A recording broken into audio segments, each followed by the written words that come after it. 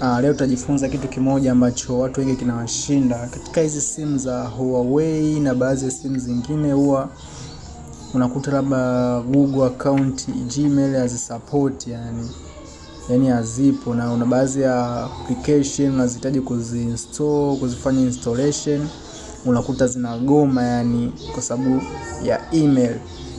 Sasa je, utafanyaje? Mfano simu yangu mimi hapa inaitwa Huawei. Bwana, hii Huawei ni haisupporti. Navyosikia kwamba Huawei kwamba iligombana sijui na Google, kwa hiyo wakatoa mfumo wao wa Google. Hivyo sasa ikanilazimu nitumie njia nyingine mradi kuweka Play Store na new Gmail, vitu kama hivyo ambavyo vinafanya simu yako na operate kwenye social media. Sasa tuende moja kwa moja jinsi ya kufanya kama simu yako ina shida kama hiyo.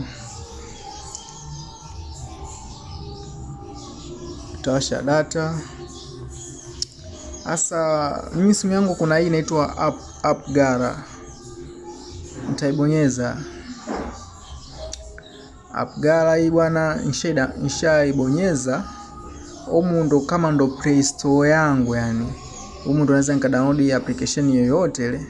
Lakini hapa hata sasa nikidownload hii Play Store nikiinstall itaniambia haisupport kwenye device yangu. Kwa hiyo je, nitafanyaje mradi Play Store na YouTube na vitu vingine viweze kusupport?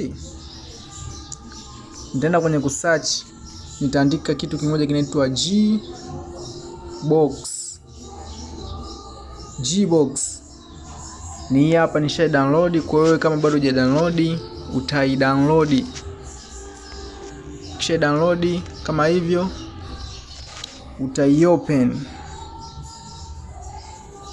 Kisha open hapa sasa utachagua wewe jinsi vitu ambavyo unavitaka. Unaona hapa kuna partition. Kuna hii partition ya juu ambazo hizi ndo nimezi-download, kama hiyo Telegram, Drive, Chrome, Bandlab, Voroko, Google, Gmail, YouTube, Google Play Store. Kwa unachofanya sasa hapa na nikitaka sasa ni download hivi vingine kwa Instagram.